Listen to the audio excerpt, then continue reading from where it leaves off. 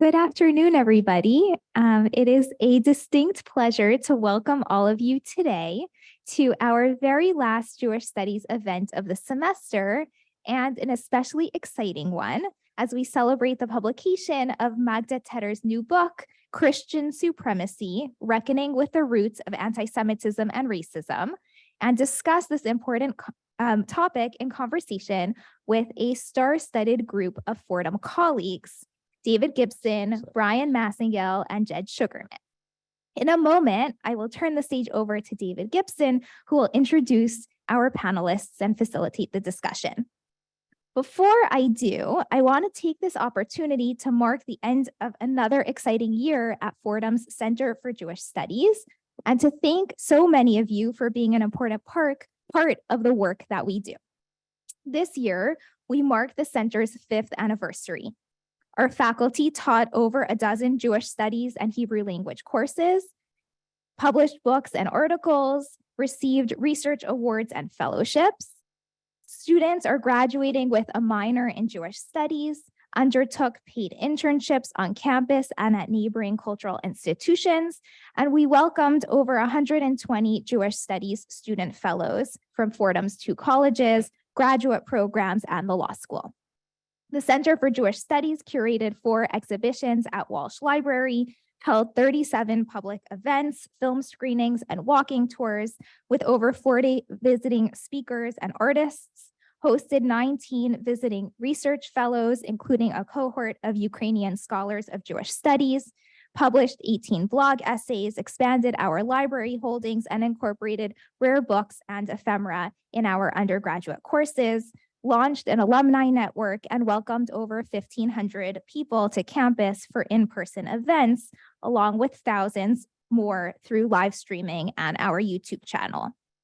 None of this would be possible without the dedication, creativity, and hard work of our co-director, Magda Teter, the CJS's administrator, Siobhan Verleza, along with Roger Van Allen, Liz Davis, Rosario Gill, and others at Fordham, including our Jewish Studies faculty members who go above and beyond in helping Jewish Studies thrive at Fordham. I also want to extend a deep gratitude to our program sponsors, including Henry Miller, Eileen Sudler, Dario Wertheim, the Knapp Family Foundation and Charlie Knapp, the Pickett Family Foundation, Eugene Shvidler, Bruce Tarragon, and members of our advisory council, whose generosity allows us to do the work that we do. I also want to thank the co-sponsors of today's event, including the Center on Religion and Culture, the Center for Medieval Studies, the Institute on Religion, Law, and Lawyers' Work, and Fordham Law School. It's fitting that we are marking the end of this year with a book launch and discussion of Magda's book for a number of reasons. First, Magda was inspired to write this book because of conversations she has had with colleagues and students on campus on the history of anti-Semitism and racism. In other words, it's a result of the sorts of intellectual engagement, deep thinking, and collaborative work that the university fosters. And today's panel, which brings together colleagues from different fields and departments and schools, will continue this work. Second, the book places Jewish studies and the history of Judaism and anti-Semitism into broader contexts and in dialogue with other histories, a project that is very much at the heart of how we conceive of Jewish studies at Fordham, in context and in conversation with other fields, disciplines, communities, and histories. And third, Magda has worked tirelessly over many years to found and expand our program, promoting the work of others on campus and around the world. And it's now a treat to be able to celebrate her research with all of you this afternoon. So in short, thank you for being here, and many thanks to our panelists for participating. And I hope that you'll join us after this panel discussion for a celebratory end of semester reception. I will now turn the floor over to David Gibson, Director of Fordham's Center on Religion and Culture, who will introduce today's speakers and moderate the discussion. David is an award-winning religion journalist, author, and filmmaker. His books include The Coming Catholic Church, How the Faithful Are Shaping a New American Catholicism, and The Rule of Pope Benedict XVI, and his battle with the modern world. Thank you, David, for being here. Thank you, Sarit, very much. And thank you all.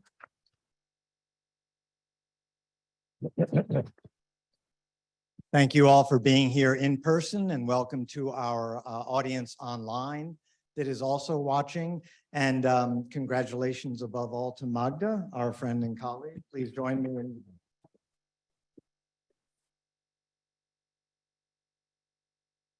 A quick bio for those who may not be familiar. Magda is professor of history and the Shvidler Chair of Judaic Studies here at Fordham.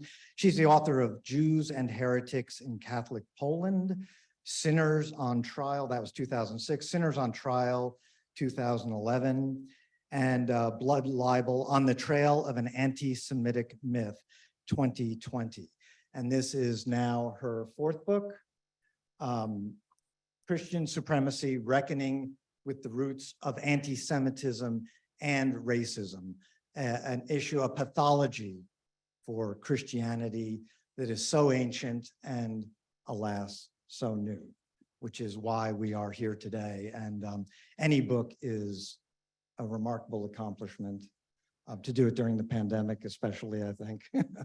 But nothing, I think, is as important as this is. Magda, the way we'll go for this hour or so of discussion is that Magda will give a brief kind of opening, explaining her book, the genesis of the book, and what it means to her. And then we're going to have a brief response by our two colleagues here, Bryan Massingale and Jed Shugerman. Just briefly,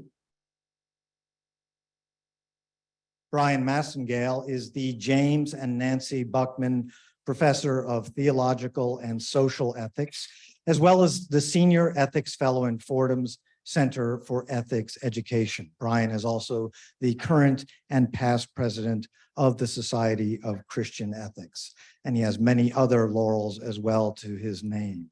Same with our colleague from the law school, Jed Shugerman, who is the professor of Fordham Law School.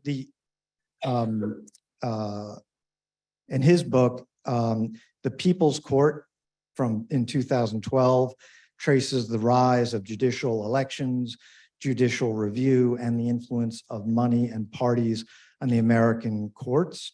Jed is also working on two books. Let's get to Magda. Two books at the same time. Yeah. We'll have a double-barreled event for you in a year or so, and that's all done. Right. Jed, it's good to welcome you. And again, you two are both colleagues. Apart from your scholarly accomplishments, you're both out there in the public square, which I just have to say is a critically important thing, because these issues that we're talking about are not academic issues in any way, shape, or form. So Magda, let me turn it over to you. Thank you so much. Thank you. Thank you, Sarit. Thank you, everybody who is here and online. And thank you, David and Bryan and Jed, for being here at such a difficult time of the semester. So I'm really grateful to all of you. And really, this book is a fruit of community and of Fordham. It is a book that was an accident, as I say in my introduction. It's I thought maybe it will be a retirement project, but then the pandemic hit. And I ended up not being able to work on what I wanted to work or what I planned to work by going to the archives, and ended up thinking of writing an article that grew well beyond anybody what anybody would publish. So I'm grateful to the Center for Jewish History, where I was an NEH, where I was supposed to be an NEH scholar during 2020, 2021, but I ended up spending that year on my couch reading and writing this book. But it allowed me an opportunity to get resources virtually, and also the time to write the book, and to Fordham for giving me not just the time to do the research, to do the work, but more importantly for having me here. This is a Fordham book. This would not have been written had I stayed where I was before coming to Fordham in 2015.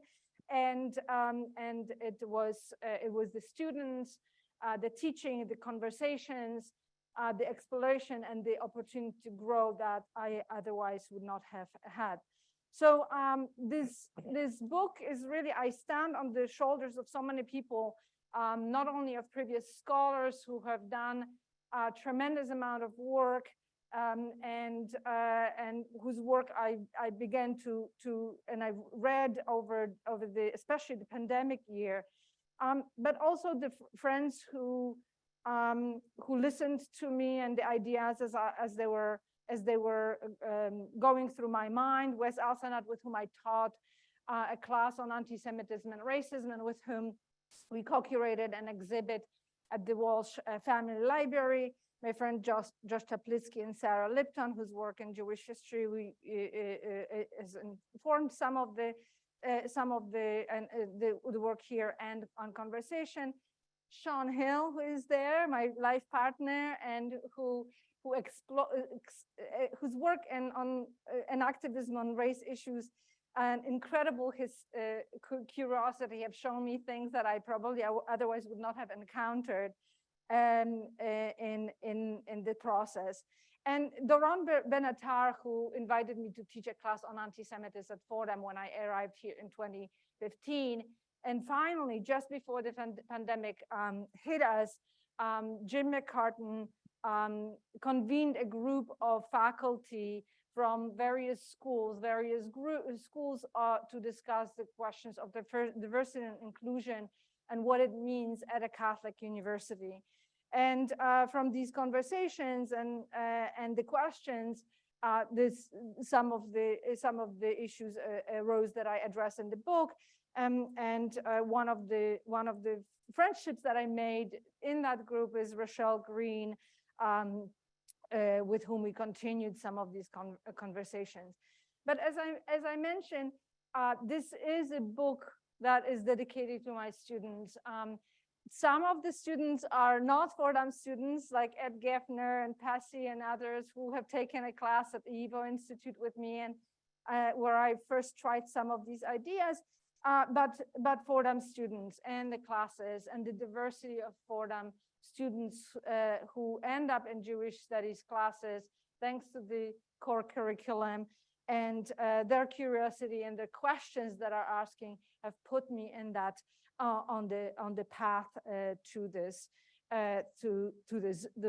book. And that's why I dedicate this book to my students at Fordham, and gratitude for inspiring this book, because teaching is truly never a one-way street. And I break up because I'm so moved by students. So not the book, but I began to really think about these parallels when I watched a film by Raoul Peck, I'm Not Your Negro, focusing on James Baldwin's work. And there was this clip from 1963 in which James Baldwin poses the question that white people need to ask themselves why it was necessary to create, to conceptualize a Black person, a Black man as an N-word. And he said, I am a man, I'm not the N-word, and why you created me, you have to ask yourself why you need it. And when I saw that clip, I was at the time teaching a class of anti-Semitism. I thought this is exactly what the Christian world created and Europeans created, creating the Jew. And that it's a figure that has nothing to do with the life of living Jews, flesh and blood Jews, about whom I was teaching and studying and writing. This was a caricature, much in the same way as James Baldwin highlights it in terms of the creation of the caricature of Black people. And here you can see some of the examples. that I also discuss in the book, and the contrast that is created between the white person and the caricature of Black people within the context of Christianity. And note the aesthetic of it, what Henry Louis James, Henry, I'm blanking, Gates Jr. Called the Sambo art, but also the aesthetic of the white Christian, because that will come back also in the anti-Jewish, the creation of the Jew as this caricature, as we see here, or the Oliver Twist, Fagin, the Jew, and you can see the sort of aesthetic similarities that are here. So, so when I began to sort of create the list of parallels, uncanny parallels, as I was reading and connecting the two, Jews were seen, but in the Christian world, is cursed by God, like Cain, wandering and punished for their sins.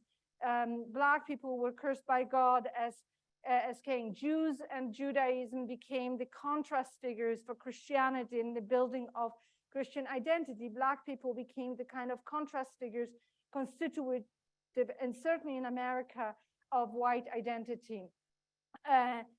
Jews were conceived as lazy, unwilling to work because of the exploitation of Christians. Black people were seen as lazy in order to, at the expense of the white man, the idleness, as you can see it from that quote. They were both seen as carnal, the insolent Jew, the arrogant Jew, that sort of epithets were coming through in the readings that I've been familiar with. And the trope of the appetite Black person seemed like very, very similar. The Jewish question and the Negro question were similar about inclusion and exclusion and the debates of citizenship and belonging in a nation. So these were uncanny parallels that I thought scholars have thought about, that anti-Semitism and racist people, but I haven't felt the explanation why that might be the case. And here you have the trope of the lecherous Black man, and here you have the lecherous Jews ogling white women. It was just very, very uncanny. So there is a value to, there's a danger of comparison, but there is incredible, I found, value of comparison. And W. Du Bois, who visited the Warsaw Ghetto and visited Europe in the late 19th, early 20th century, and seen anti-Semitism in Europe, for him, seeing anti-Semitism in Europe helped him understand what he said, the Negro problem in America. For me, it was quite the opposite. By expanding my lens and reading about the Black experience and African-American history and American history, it allowed me to understand better, not just racism, anti-Black racism, but actually understand better anti-Semitism as well. And I'm not the first one to make this connection and to think about this connection. The 1930s, especially after Nazis raised to power, but also the World War II and the aftermath, led both Jewish and Black intellectuals to explore these questions, connecting anti-Semitism and anti-Black racism. This film is incredible. Watch it if you can. That connects these issues from 1948, Strange Victory, and that's what Sean found and we watched during the pandemic. So I'm not the first one, but it struck me that there is no explanation, that people may have seen the parallels and connected them, but there is no adequate explanation except that, oh, people hate Jews, people hate people of color as well.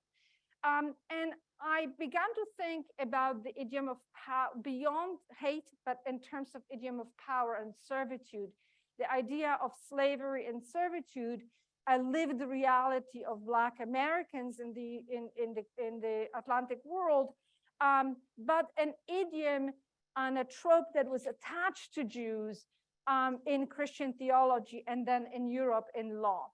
So it appears in the sort of value that is attached to Jews and hierarchy of values already in the earliest Christian texts, attaching Jews and Judaism to law and slavery and servitude. Hagar is Mount Sinai, a child of slavery, and then Christianity to faith and freedom and promise, Judaism to flesh, Christianity to promise. This sort of dichotomy that has a value attached to it.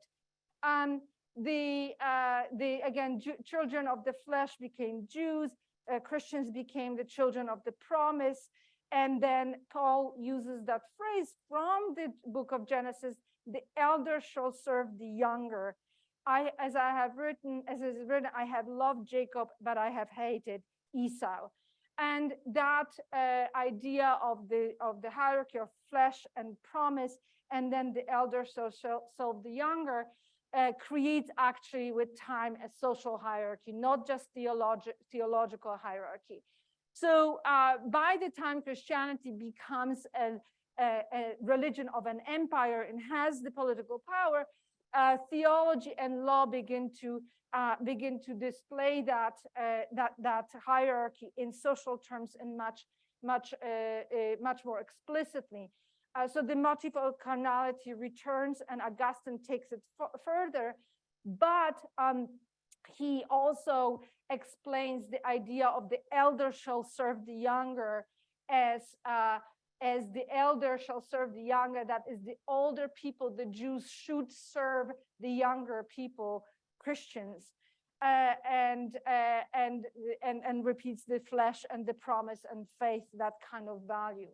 In the political moment of the Roman Empire, Christian Roman Empire, it actually becomes translated into legal terms where Jews are prohibited from holding Christian slaves. They can own slaves, but not Christian slaves. And Christians are allowed to own Christian slaves. And it's the first time when we have a law which singles out Jews out of other groups in putting them in a different hierarchy and a different position in the social work. By the Middle Ages, I'm running through this fast, we see this language in law and theology together in canon law. And you can see this, that again, Jews consigned to perpetual servitude because of their sin of killing, of crucifying the Lord.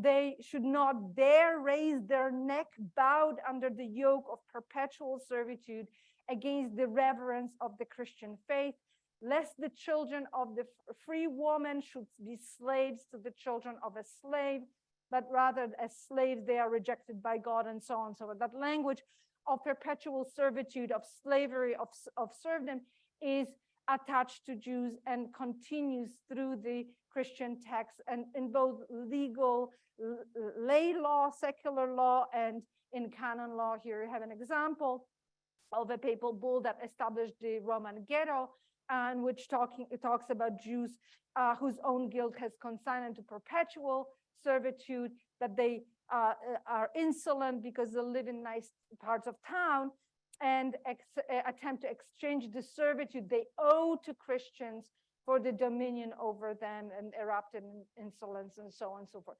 And it struck me in that it's just repeated, and have to have an impact. And here's a modern echo of this idiom of servitude from 1945 Poland, in which Jews at that point are found in positions of authority and power. And here you have a bishop speaking about how can you imagine what it looks like when a priest comes to the ministry and a Jewish woman is sitting there, God knows from where, and treats our clergy with superiority and insolence. So that echoes that language of superiority. So Christian supersessionism, that is the replacement theology, gives this sort of sense of Christian superiority, is developed from the position of an underdog, from weakness, because Christianity is not a dominant religion at the time, but it becomes Christian supremacy in that legal sense of authority with the Roman Empire that then reinforces that theology as a legal status, and that gives this Christian sense of dominance. And we see it in visual language. Here is synagoga and ecclesia, which displays church and Judaism and synagogue in those dynamics of power. By the early modern period, when Europe expands to the colonies and engages in enslavement of Africans, we begin to shift from ecclesia, the church, as the queen, ruling queen, dominant queen, to Europa but she's still a Christian queen. You can see her holding the globe with a cross. And here is another example of Europa with the cross and the globe. But now she's no longer dominating the synagogue, she is dominating the other continents. And again, it repeats and repeats through the imagery. By the 18th century, Africa is racialized and Europa remains the Christian queen. And it translates again through law, both the enslavement, but here, very similar to the Roman law, no Negroes, mulattoes, Indians, Jews, and Moors can hold white Christian slaves. So liberty is white and Christian by that time. And by the time America comes, Colombia becomes a white woman, and America becomes represented by a white woman as Colombia, no longer that racialized thing. So what we see is two paths to that, what I called white Christian supremacy. One is the Jewish path from theology through law into that Christian supremacy, and the racial what we think today white supremacy comes from position of power, enslavement, and only then the development of those racial ideas to justify enslavement, but all that leads to the same point of white Christian supremacy. And I'm wrapping it up, equality in power. By the modern period, when the ideas of liberty, equality, fraternity, and citizenship, legal citizenship are discussed after the French Revolution, the status of Jews and the status of both free Black people in the colonies and enslaved people are obviously clashing with these ideas. And in Europe, Jews are rejected from this idea of citizenship and the nation. They end up getting citizenship rights by law, but they are rejected socially from the concept of we the people, and the nationalism that emerges is in reaction to Jewish presence and in those societies. And in the United States, certainly the Black people are excluded from the idea of citizenship from the we the people. So we see that kind of slow exclusion from these concepts, and seeing Jews as aliens, as foreign, much like in America, we see this in the context of Black Americans. And just finishing up, we have these echoes today. Sadly, this is not just an academic exercise that I've gone through, but we see here George Soros and Colin Kaepernick, seen as connoisseurs of chaos here.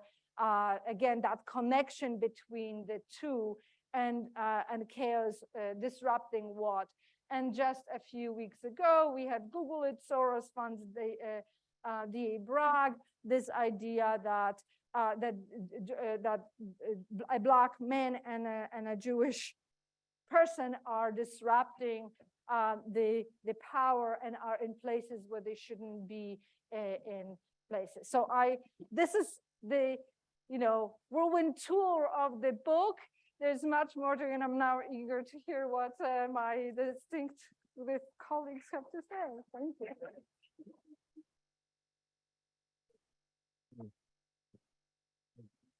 Thanks, Magda. This first to you, Bryan. Okay, great. Well, I'm a Star Trek fan, so thank you for that warp speed overview of a very brilliant book. Pope John Paul II asserted that the most pressing question facing democratic societies is, how are we living together?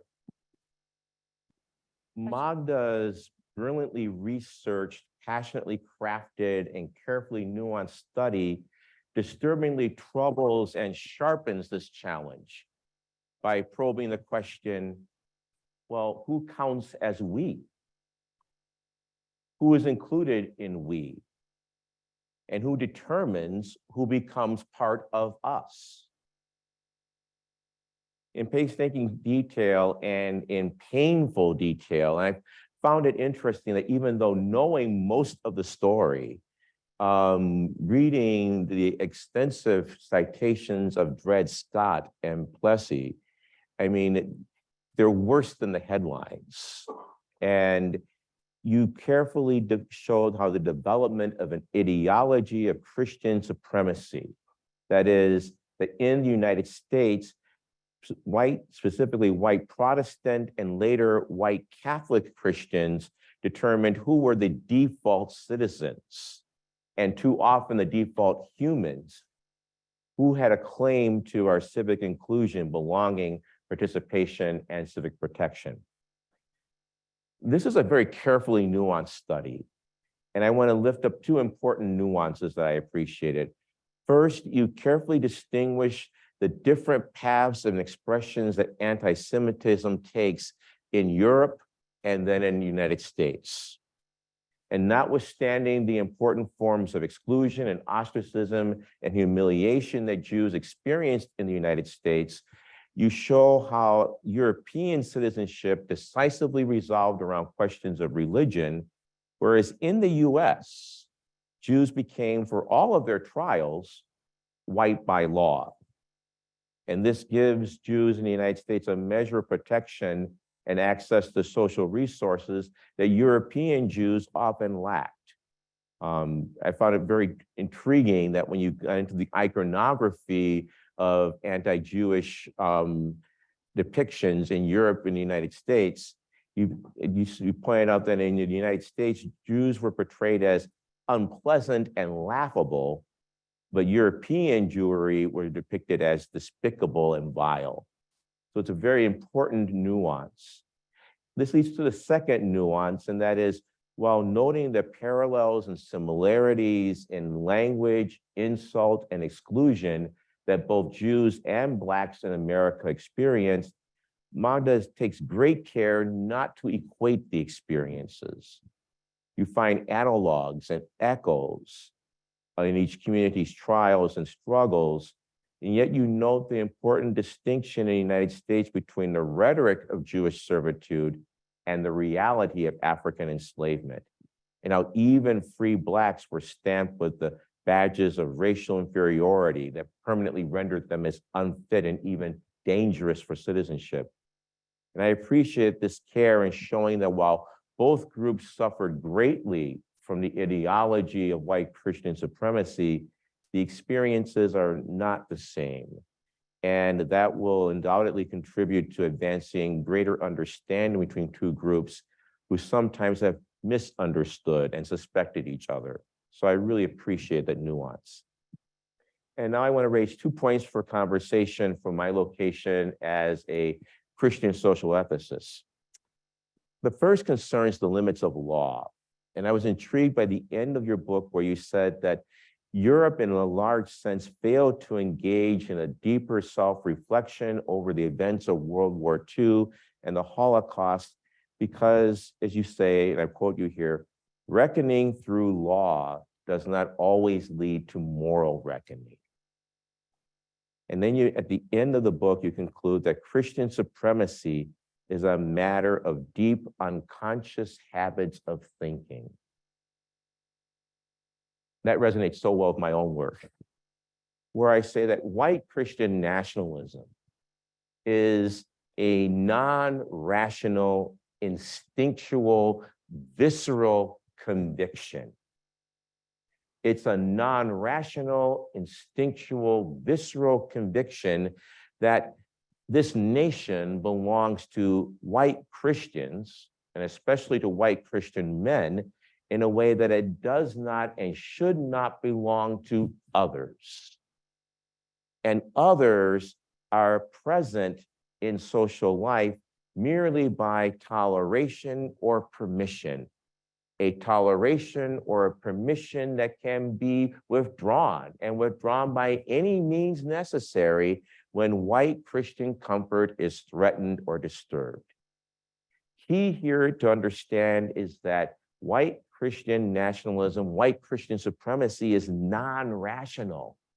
It's instinctual, it's visceral. Yes, it's dependent upon the long history and the conceptual apparatus that you brilliantly detail, and yet it is deeper than these.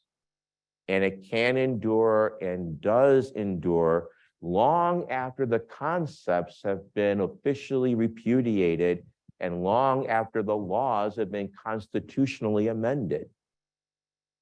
It's a matter of identity on a pre-conscious level. Whose country is this? And white Christian supremacy, it's important to point out, is not in the first matter a matter of hate. It becomes hate when the discomfort cannot be resolved any other way to white Christian satisfaction. You point out how this study is so relevant. In February of 2023, a survey by the Brookings Institute and the Public Religion Research Institute showed that almost 40% of Americans agreed with the statement, quote, "The United States government should declare America as a Christian nation." Over a third agreed with the statements, quote, "U.S. laws should be based on Christian values." And, quote, "If the U.S. moves away from our Christian foundations, we won't be a country anymore." What makes this dangerous is that such sentiments are now heavily concentrated in only one of the two major political parties. At least I went there. Which gives these views a power and an influence well beyond their numbers. They may be a minority opinion in this country, but if that minority opinion is concentrated in one of the major political parties, then, and that political party wields influence through gerrymandering and voter suppression, this is something that becomes part of the national discourse in a way that should be troubling and disturbing. This then leads me to my next view, and this is as a theologian. Laws alone are inadequate to combat Christian supremacy. I think that theologically, we have to face the fact that what confronts us in looking at Christian supremacy is the matter of idolatry and blasphemy. White Christian nationalism is based upon a delusion, upon a God who protects and sanctifies whiteness. But this is more than a delusion. This is blasphemy, for it makes God a partner in human wrongdoing and human evil. This God is a false God, a human construct made to justify exclusion and hate. This is why idolatry is not just a matter of interest for theological geeks and nerds like me, or for those who are nostalgic for childhood Bible stories about golden calves being dramatically destroyed by Moses. As a theologian, Gustavo Gutierrez reminds us, idols are murderous gods. Idols demand sacrifices. The lives that were snatched away at the Pittsburgh synagogue, the lives that were snatched away a year ago at a Buffalo supermarket, these were sacrifices for the religion of white Christian nationalism. Sacrifices to a God that says that white Christianity is a superior way of being. Idolatry, then, is a fundamental theopolitical struggle that we face in this country. And this is where I think that authentic Christianity and authentic Judaism have something to contribute to the conversation. For authentic Christianity and authentic Judaism point out that religion is a human product. And religion can never be identified with the deity to which it describes or to which it seeks to relate.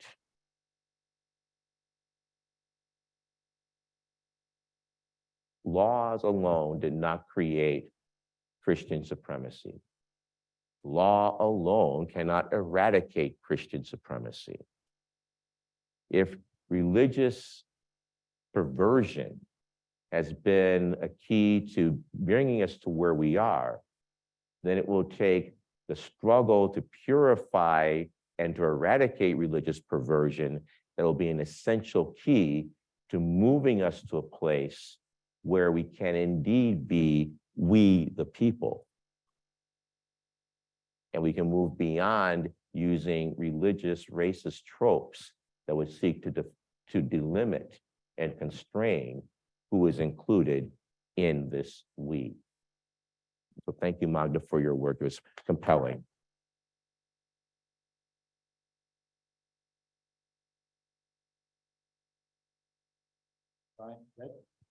This has been terrific. So it's an honor to be part of Thank you. this comment on this book, and an honor to follow Bryan, and a bit of a challenge. Right, law, the question that which I'm generally very sympathetic to, which is that law is limited. And I'm gonna, and we're also trying to stick to a tight time schedule and open up time for conversation. So I'm going to drop significant parts so that I can address the question of the role of law in this conversation, and how, Magda, your book is, I think, engaged with law as the problem, and I think implicitly and explicitly at the end of the book, law is the solution.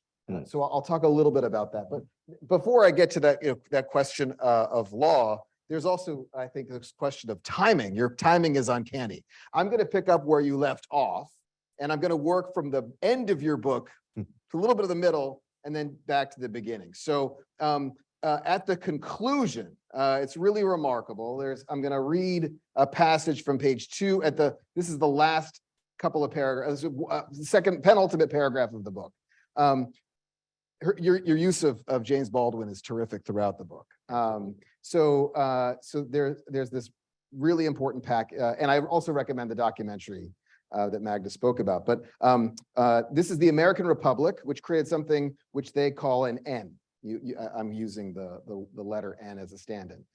They created it out of necessities of their own. The nature of this crisis is that I am not N. I never was. I am a man. The question with which the country is confronted is this: why do you need an N in the first place? The same question can extend, that's end quote of Baldwin. Magda adds, the same question can extend to Christians. Why do they need the little Jew, the Judas, the George Soros? And then you ended your talk, and everyone knows what George Soros stands for, including a billionaire who runs a social media company who tweeted just yesterday, Soros reminds me of Magneto. Now, different people understand that. I understand Magneto as Malcolm X compared to the other figure. It's I'm not going to go into the whole other universe of quasi-religious dialogue, but a response from someone on the left said, well, it turns out, fun fact, Magneto's experiences during the Holocaust as a survivor shaped his perspective as well as his depth and empathy. Soros, also a Holocaust survivor, gets attacked nonstop for his good intentions, which some Americans think are bad merely because they disagree with his political affiliations. Elon Musk replied, you assume they are good intentions, they are not.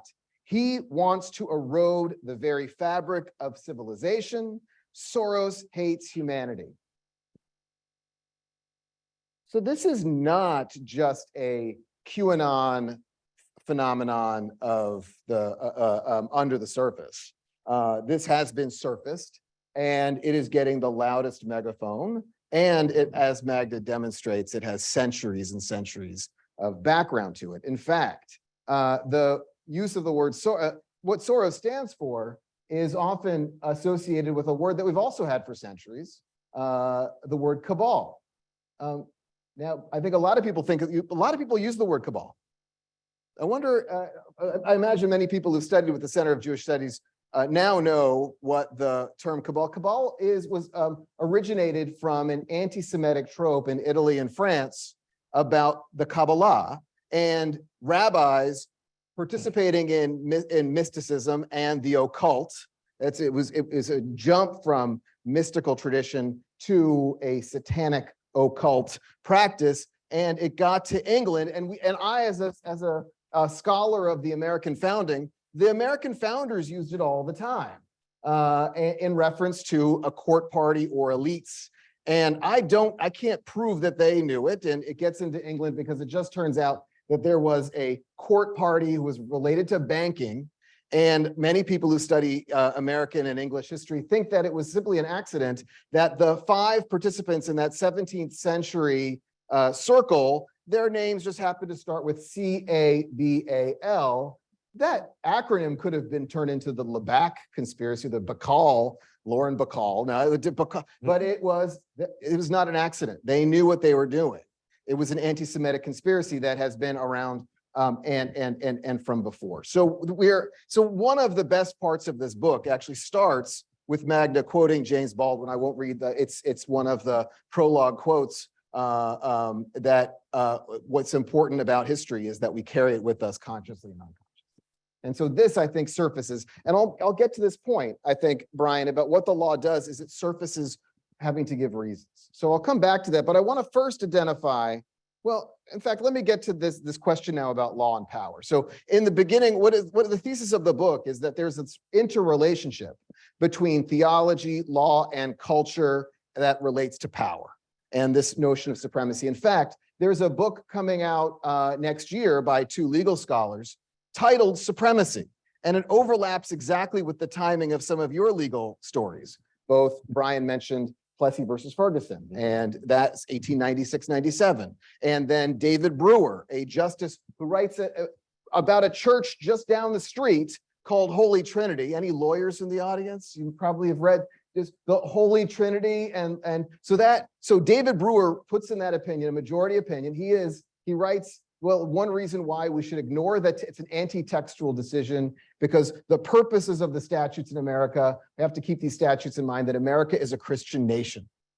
Then he writes, that's an opinion he writes, and then he decides that was such a good line from he doesn't tweet it then, he decides to write a whole book, America, a Christian Nation, that you talk about there. And Jews knew what this was about. And you write in this dialogue about the role of law reifying the Christian supremacy. And what are they also doing between Plessy versus Ferguson, and this case, and what this upcoming book coming out from Nico Bowie and Daphne Renan called Supremacy? It is to connect the rise of judicial supremacy side by side with the cases of white supremacy. Now, okay, I'm going to cut. Now, this is where I'm cutting down some of the material to then jump to address, Brian, one of your questions. But the role of law is both the problem and the solution. So here is a bit of the role of when I teach administrative law or constitutional law. One of the big debates about the 20th century is, well, where did Brown come from and how did Brown work? And it turns out that I ask my students, and I can even ask here, in the 10 years after Brown versus Board of Education, Brown was 1954, how many people think that in the Jim Crow South, the schools were more than 10% integrated 10 years after Brown? How many people think more than 10? How many people think only between 5 and 10? How many think maybe between 0 and 10? Okay, you're all wrong. It was -1%.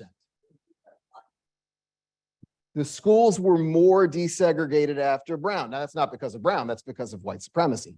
The schools in Virginia to Arkansas, the states shut down their public schools. Yep. This is the origin of school choice. Vouchers.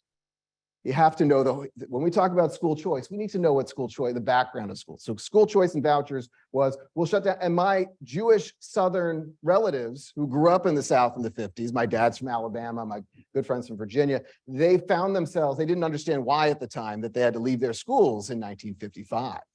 Well, the answer is, well, Jim Crow had this response. So the one answer is, Brian, the law is, if I'm quoting Brian, the law is inadequate. So, but what happened over those 10 years is the law forced a conversation to give reasons. And there was a backlash, and it was on TV, where there was a national consensus, just marginally, but there was a consensus in favor of civil rights, and the law triggered a debate in the country with a backlash of massive Southern resistance, some of the same people tweeting about Soros now. And that 10-year period led to a solidification, not just of the courts, but then Congress passes the 1964 Civil Rights Act, and it includes education funding for desegregation. And it's after 1964 with funding. So that's not just about Congress versus courts. That's also what courts. So that debate, there's a legal scholar, Michael Klarman, who points to this, and he says, well, as long as there is a national majority already, a national consensus, the courts will then be the site of contestation. And then that national majority, then at least the courts can break through filibusters and gerrymandering, and they can take a side. And his theory at the time, which he wrote in a prize-winning book, is that courts have to make sure that they're on the side of the majorities and not get too far out in front of public opinion, because they can force a move to civil rights, but the problem is backlash. And if you're not with the majority, then you lose. And Mike Klarman was disproven in real time, in our lifetimes. Why? Because Goodrich, this was a case about LGBT rights and marriage equality in Massachusetts, came out in 2003, and everyone saw in 2003 what happens. George W. Bush, the same party we're talking about here, runs against, and Karl Rove run against God, guns, and gays. And it's one of the explanations that Klarman points to. Well, the courts got ahead of public opinion, and George W. Bush wins re-election because he wins Ohio, wins rural areas in Ohio, which voted on, as much as anything else, God, guns, and gay rights. Again, God, guns, and gays. Well, something happened between 2004 and 2010 and 2000. Law happened, because law is about giving reasons. And it turns out that anti-LGBT bigots did not have good reasons when they had to go to court. The law forced people to say it's more than just what one passage in the Bible and what the natural family is. There was a process. I think Will and Grace had one, Will and Grace and culture had one effect. And there's no accident that Will and Grace was the title of that show at Theological Resonance, Will and Grace. But by will and by grace, our culture moved. Law also played a role in forcing people to give reasons. That's what's powerful about Magda's book, is it forces people to have to look back. That law is part of the story of giving reasons. I could go on and on about this, but I want to just situate that your book is part of that, engaging with giving reasons and having to see that history is part of us consciously and unconsciously. So I want to shift briefly to a couple of questions that are both critique and questions. One thing I want to highlight is that I think I think you're careful to identify that along the way, there's Christian supremacy, and there's also there's another story that's embedded there. Maybe it's cultural or countercultural, but the role of Christianity with abolitionism and the role of Christianity at different points of inclusion. And that's important, but it is, I think that your story here is crucial. And then I think it's also important to recognize, and you do this here in the book and in your talk, where some of the anti-Jewish aspects of the biblical tradition are in the early Middle Eastern phase of writing the Bible are polemical. It's little brother versus big brother. And I think it's important there is a leap from supersessionism that you acknowledge to the supremacy when it comes to power. But I think it's what I want to identify is that a lot of the liturgy or a lot of the biblical passages have that non-racial component that gets exploited by supremacists and racists later. And as long as I'm talking about this up on the stage, I think as a semi-observant Jew, I also think it's incumbent upon me to also mention Jewish supremacy. And that in the same way that the Bible has embedded in the Christian part of the Bible these polemics, the book of Genesis, Bereshit, also has a racial component too. The children of Cain, the children after the flood of Noah are Shem, Ham, and Japhet. which have continents to them. What Yafet, which means beauty in Hebrew, is probably sort of their association of the Greek and the Greek and Greek world. That's one descendant. The Jews are descended from Shem, which is the word for name, or those who write, right? The biblical kind of tradition of the Middle East. And then there's Ham, which means hot, which is affiliated with Africa. And it's the child of Ham is Canaan, who is cursed.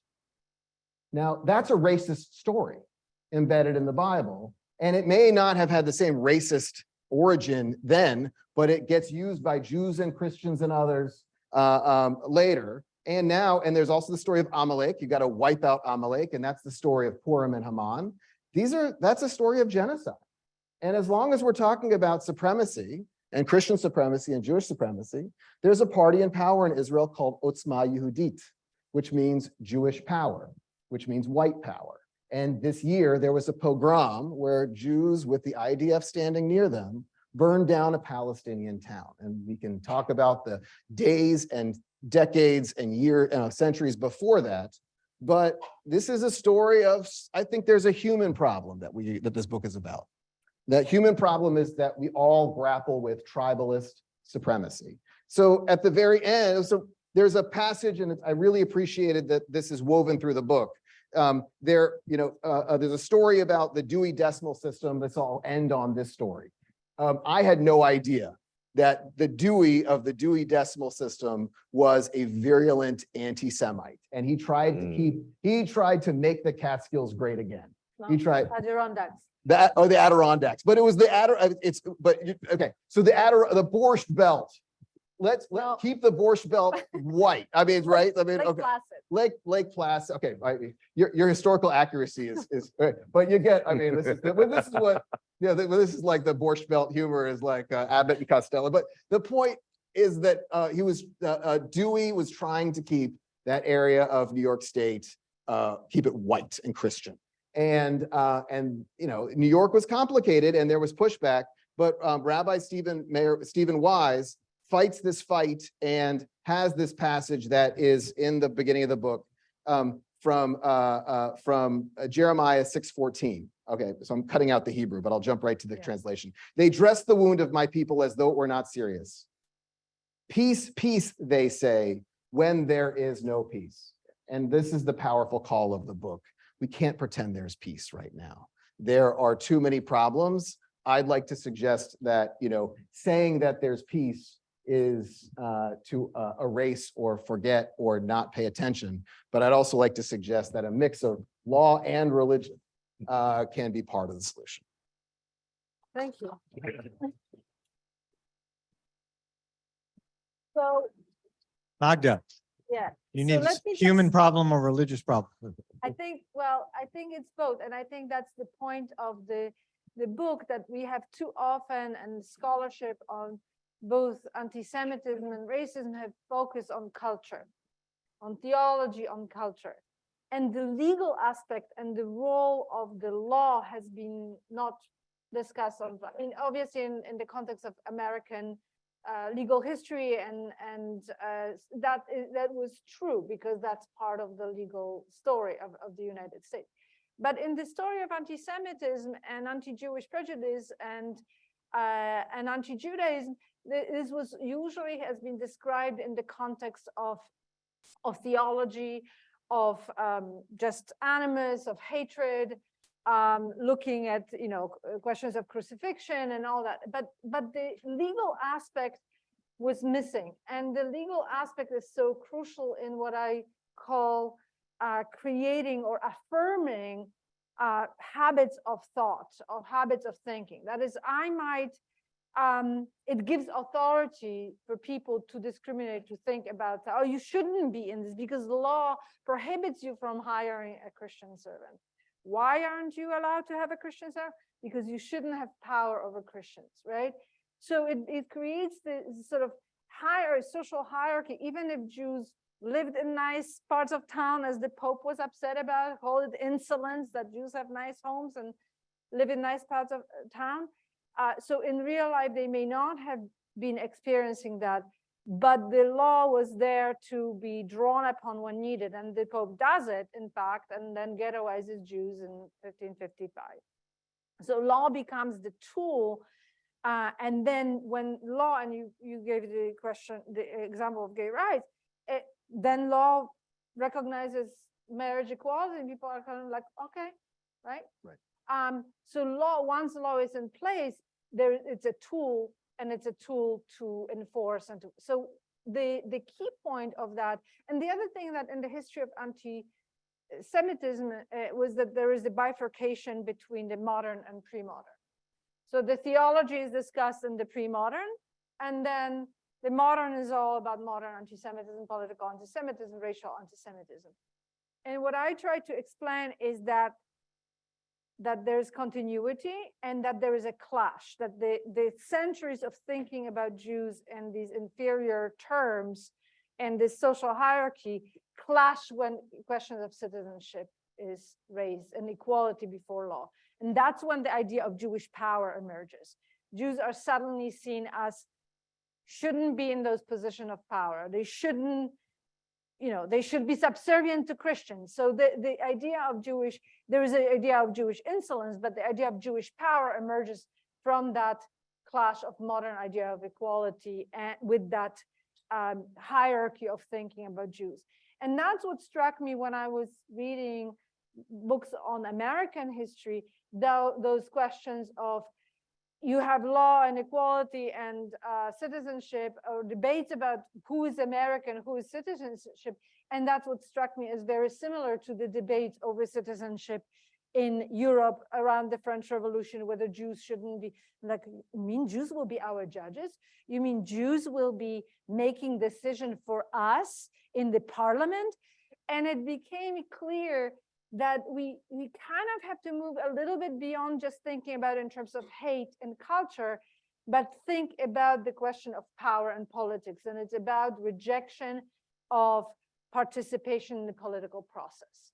You Jews can live as residents of the Netherlands, but you are not Dutchmen. You cannot make decisions for us. And that's what was very similar in the backlash against African-American citizenship, or the questions of citizenship. So that's where I came, and that's why I thought and I used the word supremacy in the book, not in that kind of white power guys with swastika tattoos running around with bald heads, but in legal way, in terms of power enforcement in state. If I am a bigot, I might not like someone, I may move my seat if they sit next to me, but it's the alliance between that bigotry, whether it's theological or cultural, with the power of the state and the law, that is so powerful. That's making and that's what I was trying to say in this story. And I think both theology is important, and what you were picking up, Bryan, on this, that law is not the solution, right? We see the backlash, what you, Jed, were talking about, that there is a legal solution, and then there is the embedded kind of habits of thinking, of thought, and the way, how to move forward is to try to move both along. And that was the only point I was going to make, is that I'm not saying law isn't important, but I want to say that law is not adequate or sufficient. Because even when laws have changed, we see that, racial supremacy has not disappeared, despite the Civil Rights Movement, despite the Civil Rights Act of 1964, the Voting Rights Act of 65. We see later courts come back and basically gut the Voting Rights Act. And so I want to say that, yes, law is important, but law is only as important as those who are interpreting the law. Right. And those interpreters are still people who are deeply formed by these deeply ingrained habits that need to be addressed not only by law, which is important, but we also need something parallel to work with it. And that's where theology comes in. No, and I agree with you. And I think that distinction that comes between the treatment of Jews in the United States, which I use the phrase from a legal scholar, white by law, and I mean that that Jews are not accepted as equal, right? They're constantly reminded, oh, well, you shouldn't be doing this. And I give examples of that. But they are considered, and I say white by law, because of the immigration law that was in the United States that allowed for white Europeans to move to the United States and be, after 5 years become citizens, and Jewish immigrants were able to do that. They were not then accepted in society on a social level, whether by Dewey or others, or the Lake Mohong resort people, and we have exclusion from hotels in the United States and other places of employment. And that film that I highlighted for you, Strange Victory, talks about that. But they were considered citizens, right? And the reason why there was a backlash to Dewey is because they exercised their citizens' rights to push back against that. So there was certain power that comes with equal citizenship that you can push back against that. And that's something that was obviously by law not allowed to Black Americans. The other thing, and I'll stop and we'll open it up again, is that not only are there these uncanny parallels that I showed you, but also chronological parallels. So you can see this happening at the same time in respect to Jews and in respect to Black Americans in the United States. And that is something, again, that is not just, oh, well, they just hate, but it's the question of why. And that, again, led to this discussion of. Yeah, we want to open it up to all of you. Just let me, moderator's privilege, one question. Yeah. To get to the theology, though, how much of this, I would like to think that this supremacy is a bug and not a feature, but how much of it is a feature of Christianity? How much is it in the Christian DNA that has to do, law is great, but if there's a fundamental orientation towards the leap from supersessionism to supremacy, can you undo the supersessionism sufficiently? Can you re-engineer the Christian history, DNA, theology sufficiently to give us the basis to move forward? Bryan. I was afraid someone's going to ask that question because That's what I'm here for. No, because I've been puzzling with that, and I want to say, I'll address it this way, that white Protestant Christianity is not the only form of Christianity that exists. I think that's important. For example, there is the Black church in the United States, which is a form of Christianity which arose precisely to oppose the kind of racism that one found, which you described brilliantly in your book. I don't want to say that Christianity, and this is where I think I appreciate when you talk about Jewish supremacy. I think any religious faith can be and has been perverted to very evil ends. And I think this is the danger of any religious faith. I don't want to say that religious faith is therefore to be jettisoned. I always tell my students that great evil has been done in the name of faith. Great good has also been done in the name of faith. I think the problem for us, is for all religious believers to be aware of the deep tendencies in our faiths to be used for very perverse ends. I would add that I think any religion comes from the place where they hold the truth. Yes. Right? And if you hold the truth, then by definition, everybody else is wrong. And the religions that have the expansionist view, that, proselytizing view, are much more prone to domination in that way, right? Judaism, for a number of political, historical reasons, including punishment for conversion of non-Christian, non-Jews to Judaism, was not that. But it doesn't mean it doesn't have this sort of sense of truth within itself in that way, right? So there is a Islamic supremacy, right? I don't talk about it because we are talking about this, but it was also the dominant, the dominant law, dominant religion, and religions that were not Islam were to be subsumed under the sort of humble status of the dhimmi, right?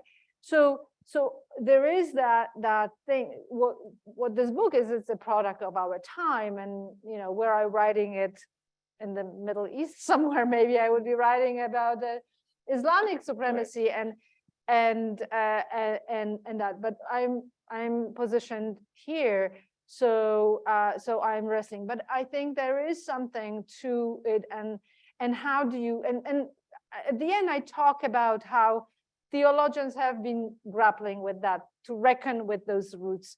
And it does a lot of undoing, right? The power of the repeated trope of the brothers, the elder shall serve the younger, that created and that fed and that justified the treatment of Jews, has now been sort of taken, and requires a lot of forgetting in the we are brothers now, right? The Catholic Church, and after Vatican II, the Pope saying, I am your brother. And it takes a lot of let's forget about all that interpretation of the past. And I don't know, I mean, you are a theologian, you have to think about how to undo it without questioning. Well, no, I thought your treatment of Nostra Aetate, I mean, I thought was powerful, because when I was going through the seminary, I was taught that this was a high mark of immunity. Aren't we wonderful for doing this? And you point out the real problematics of that text, and that, it still comes from a place of Christian normativity. And I think that I thought those few pages should be required reading in almost every Catholic seminary. So absolutely. That was that passage on the Nostra Aetate. Oh, it was brilliant. Many things in here to read. Many things, but those pages, I thought. Couple of questions. You really hit it. No, and it's also that sense of this. It's always there's a hedging to everything. Never want to go fully. But let me just before I think I finish it. And on a note of hope, so that we're not all depressed, we cannot look for the perfect, right? And Nostra Aetate was a very broad document, but it opened up a path of conversation and dialogue, and that it led to fraternal dialogue. But we know we have siblings. We fight all the time. It's not like lovey-dovey. Some people have great relationships with siblings. But it means that we can continue and we can strive for the better, even if what we are saying now, our best efforts for justice, for fighting these injustices, will be seen as inadequate by future generations. So we shouldn't be held by the shiny goal of perfect, but try to strive for conversation and honest conversations. Language. Thank you. We're going to have to wrap it up there, but this book is such an important contribution, so wonderfully done and so timely. Let's hope pray it is never banned. It will never be banned here for sure. And although it could be the best way to boost sales. And it's a way to, again, remember our past, but also to shape the future above all. It's not just a history lesson. Please join me in thanking Magda Teter, Jed, and Bryan Massingale. Thank you. Good job.